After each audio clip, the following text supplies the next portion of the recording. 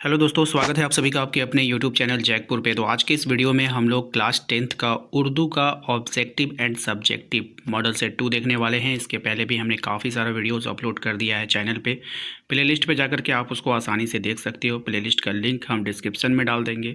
साथ ही साथ आप लोगों के पास जो महत्वपूर्ण इंपॉर्टेंट नोट्स के या फिर और भी कुछ के नोटिफिकेशन नहीं जाते हैं तो इसके लिए आप हमारे व्हाट्सएप ग्रुप को ज्वाइन कर सकते हो। लिंक हमने डिस्क्रिप्शन में डाल रखा है, तो वहाँ पे जाकर के आप लोग ज्वाइन कर लीजिएगा। ठीक है, तो इस कुल मिलाकर के डिस्क्रिप्शन को एक बार ज़रूर चेक कर लीजिएगा। चलिए शुरू करते हैं, हम देखते हैं हमारा क्या है पहला सवाल। और हाँ, आप लोग कॉपी पेन लेकर बैठिएगा क्योंकि आज का ये वीडियो ऑब्जेक्टिव एंड सब्जेक्टिव दोनों होने वाला है। तो देखिए यहाँ पर जो है पहला सवाल आपसे कहा है कि माहौल बचाएं के मुसनिफ़ कौन है।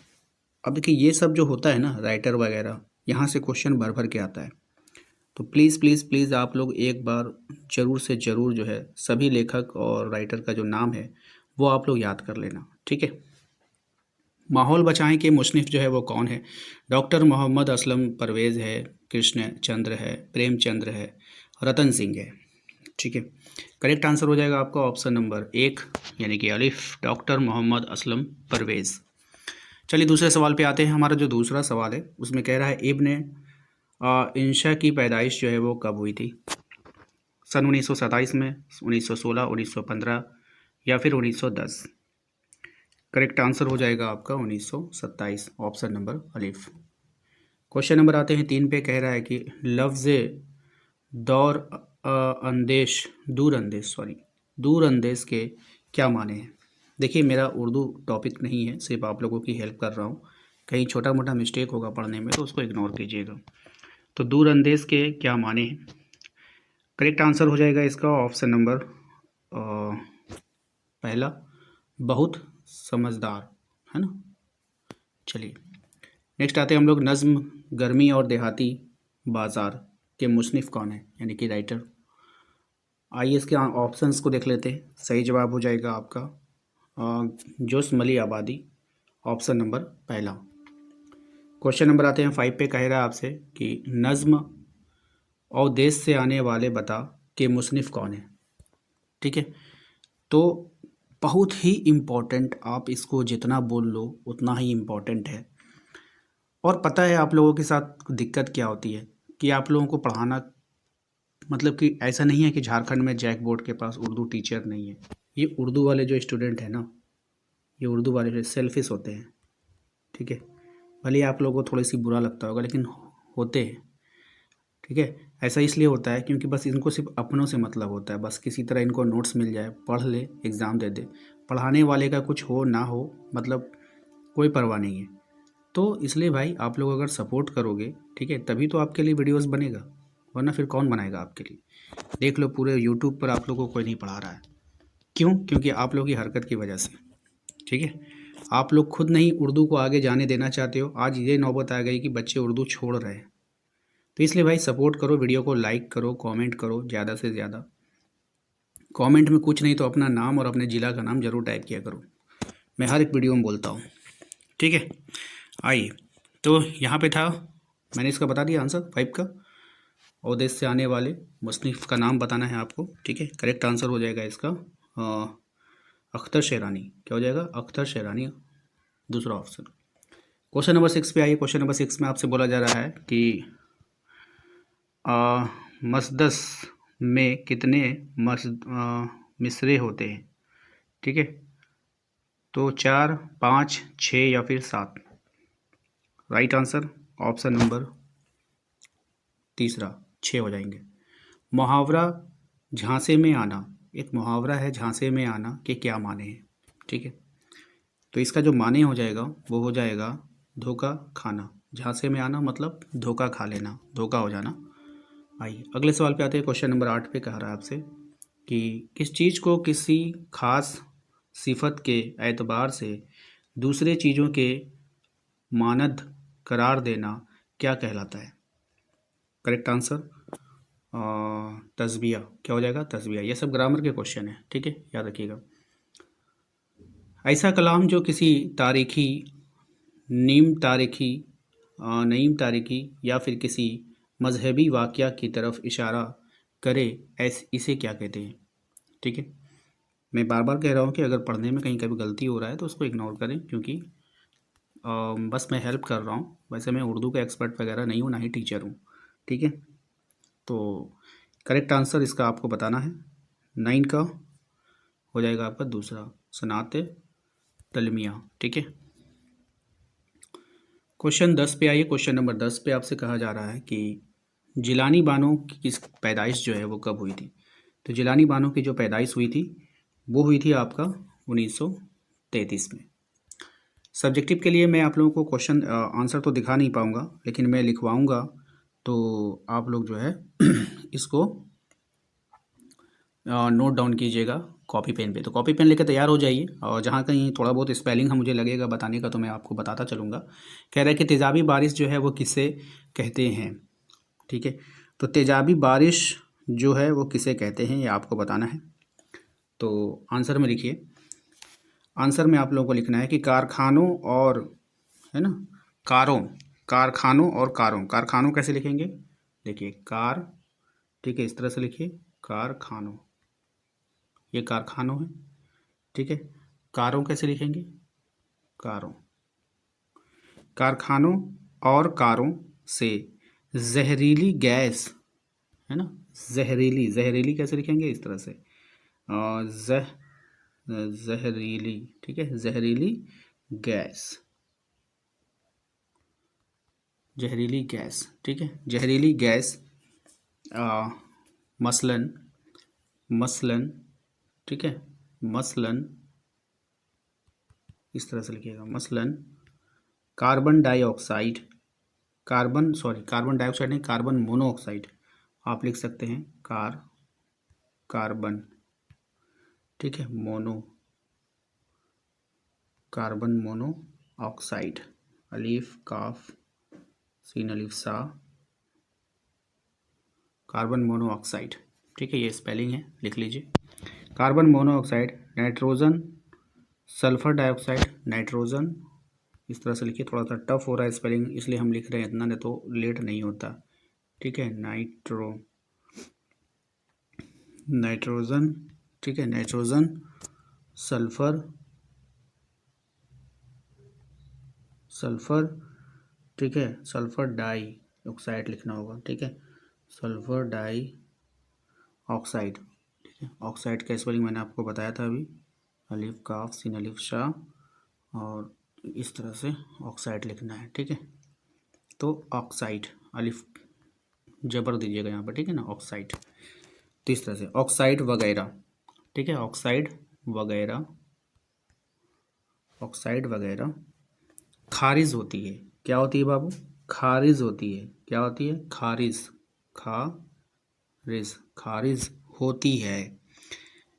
यह बारिश के पानी से मिलकर, यह बारिश से पानी से मिलकर तेजाबी बारिश की शक्ल में ज़मीन पर आती है।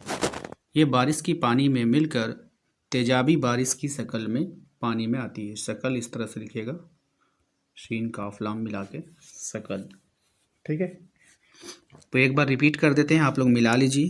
कारखानों और कारों से जहरीली गैस मसलन carbon monoxide, nitrogen, sulphur dioxide वगैरह खारिज होती है। यह बारिश के पानी से मिलकर तेजाबी बारिश की शक्ल में ज़मीन पर आती है। इसी को बोलते हैं हम लोग तेजाबी बारिश, ठीक है। आइए दूसरा सवाल देखिए, क्या कह रहा है कि मुशरिफ ने जब फ़कीर को नौकरी पेश की तो इसने क्या तनख्वाह मांगी और क्यों, ठीक है। लिखिए, जवाब में लिखिएगा, फ़कीर ने मुशरिफ से 30 रुपये माहवारा तनख्वाह मांगी, 30 रुपये, ठीक है। फ़कीर ने मुशरिफ से 30 रुपये, रुपये लिख लीजिएगा ना इस तरह से, 30 रुपये ऐसा लिखिएगा, 30 रुपये, ठीक है, 30 रुपये माहवारा, माहवार इस तरह से लिखिए, माहवार, 30 रुपये माहवार, है ना, तनख्वाह मांगी। कितनी तनख्वाह मांगी, 30 रुपये माहवार तनख्वाह मांगी। इससे कम में इसका गुजारा मुमकिन नहीं था। इससे कम में इसका गुजारा मुमकिन नहीं था। गुजारा इस तरह से लिखिएगा, गाफ नहीं, इस तरह से नहीं होगा। गुजारा जो है आपको इस तरह से लिखना होगा, गुजारा, ठीक है, गुजारा, ठीक है, मुमकिन नहीं था, मीम मीम काफ नो, मुमकिन नहीं था, क्योंकि इसके 3 बच्चे और एक गाय थी, क्योंकि इनके 3 बच्चे और एक गाय थी। ठीक है, फिर से रिपीट कर दे रहे हैं, मिला लीजिए। फ़कीर ने मुसन्निफ़ से 30 रुपये माहवार तनख्वाह मांगी, इससे कम में इसका गुजारा मुमकिन नहीं था, क्योंकि इसके 3 बच्चे और एक गाय थी। ठीक है, इस तरह से इसको नोट कर लीजिएगा। क्वेश्चन नंबर आते हैं हम लोग 13 पे। कह रहा है कि अम्मा जान को दोशाला से क्यों लगाव था। अब भाई ये सवाल भी बहुत बार रिपीट हुआ है। तो अम्मा जान को दोशाला से क्यों लगाव था, देखिए यहाँ पर जो इसका आंसर होगा, एक मिनट। तो अम्मा जान को दोशाला से क्यों लगा, देखिए दोशाला जब बहुत जो था कीमती था, है ना, लिखिए आंसर में, दोशाला बहुत कीमती थी, दोशाला बहुत कीमती थी, कीमती का स्पेलिंग काफ ये मीम तेयती, ठीक है ना, कीमती, दोशाला बहुत कीमती, दोशाला जो थी बहुत कीमती थी, ठीक है, थी लिख लीजिएगा इस तरह से, थी, दोशाला बहुत कीमती थी, इसका इसका इसके या इसका लिखिए, इसका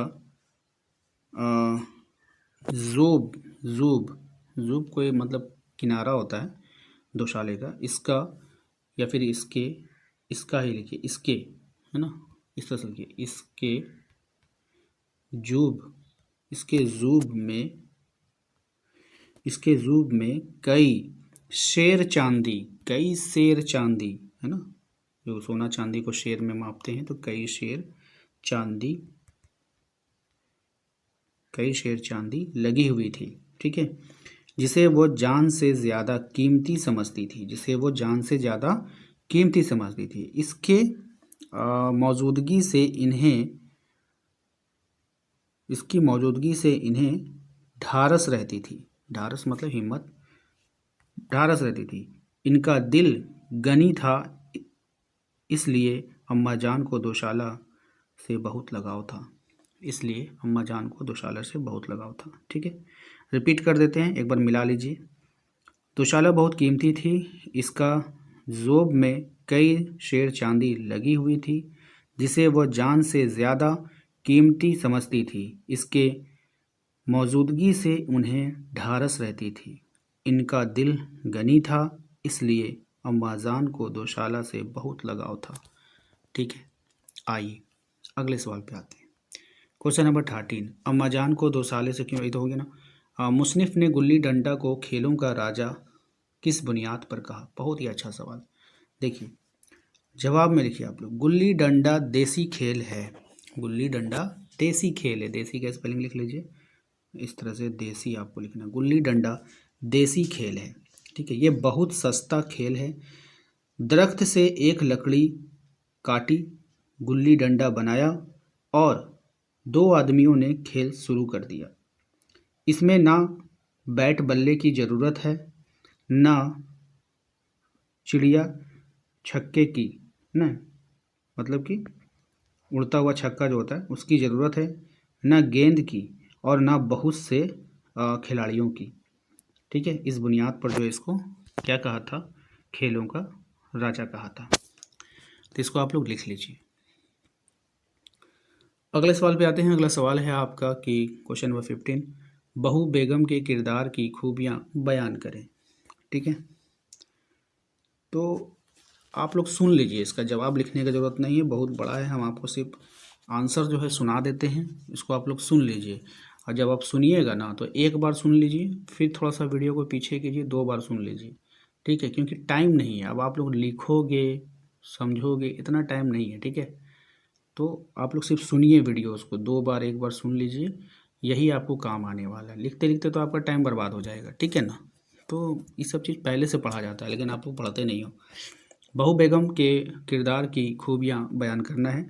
तो बहू बेगम जो थी अगरचा आला तालीम याफ्ता घराने में पली बड़ी थी, यानी कि बहुत ही पढ़ी लिखी घराने में वो जो है पली और बड़ी थी। इनकी तालीम इंग्लैंड में हुई, कहाँ हुई थी बहु बेगम की तालीम? इंग्लैंड में हुई थी। ये सब बात याद रखिए, वहाँ पे बना बना के आप लिख लोगे। इनमें शरीफती मशरकी तौर तरीके जो थे मौजूद थे। मशरकी मतलब जहाँ के वो रहने वाली वहीं के मौजूद हैं। वह मशरकी रिवायात का एहतराम करती हैं। इनकी नज़रों में रिश्तों की बड़ी अहमियत है। वह गांव के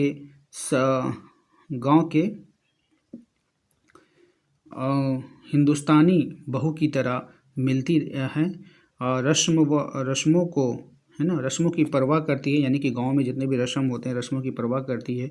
खुद वह स्टेशन पर बुर्का पहनकर निकलती हैं और रिश्तेदारों से मोहब्बत करती है। और जब शौहर अपनी देहाती हरकतों पर मुक़्तदर चाहता है तो वह कहती हैं कि आज मुझे मालूम हुआ कि मैंने एक सच्चे इंसान से शादी की है। ठीक है, तो ये उनका किरदार था बहू बेगम का। मतलब वो विदेशों में पढ़ी लिखी लेकिन उसका कोई असर नहीं हुआ। वो गांव से मोहब्बत करती थी, लोगों की इज़्ज़त करती थी, पर्दे में रहती थी, रस्म रिवाजों को लेकर चलती थी। यही सब बात बना बना के आपको लिख देना है। ठीक है, अगर एग्ज़ाम में आए तो। बाबाए उर्दू मौलवी अब्दुल्ला हक की हयात और इनके अब्दियाई कारनामों के जायज़ा लीजिए। ठीक है, देखिए बस इतना ही है। तो बाबाए उर्दू वाले जो थे तो यहाँ पे इसको हम पढ़ के सुनाते हैं, सुन लीजिए आप लोग। ठीक है, टाइम नहीं है बाबू आपके पास कि आप उतारोगे। और हाँ, मेरा एक सेकंड चैनल है, वहाँ पे मैंने सब्जेक्टिव का जो है ना कुछ नोट्स अपलोड किया है, वहाँ से आप भी जाके एक बार देख लीजिएगा। नाम है उसका जैक गुरु 24। यहाँ एक बार ज़रूर विजिट कीजिएगा। ठीक है, वहाँ पे आपको मिल जाएगा, और नहीं तो मैंने लिंक डाल दूँगा आपके डिस्क्रिप्शन में। कह रहा है कि बाबाए उर्दू मौलवी अब्दुल्ला हक की हयात और इनके इब्तदाई कारनामों की जायज़ा लीजिए।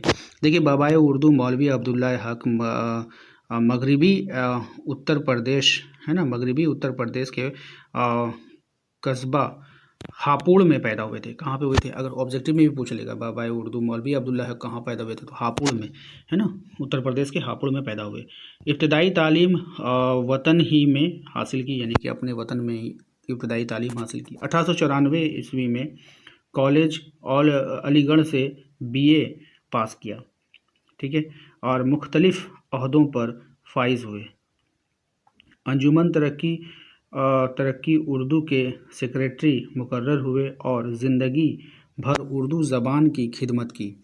और अंजुमन की जानिब से इन अदारत में शह माही अदबी है ना रिसाला उर्दू जारी हुआ। इनकी अदबी खिदमात के एतराफ़ में इलाहाबाद यूनिवर्सिटी ने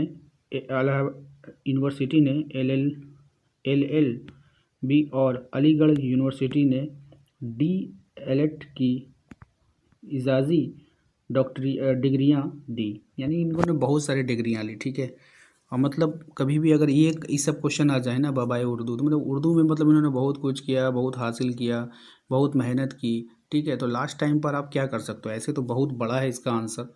ठीक है, तो लिख करके दिखाना और फिर ऐसे बोलना।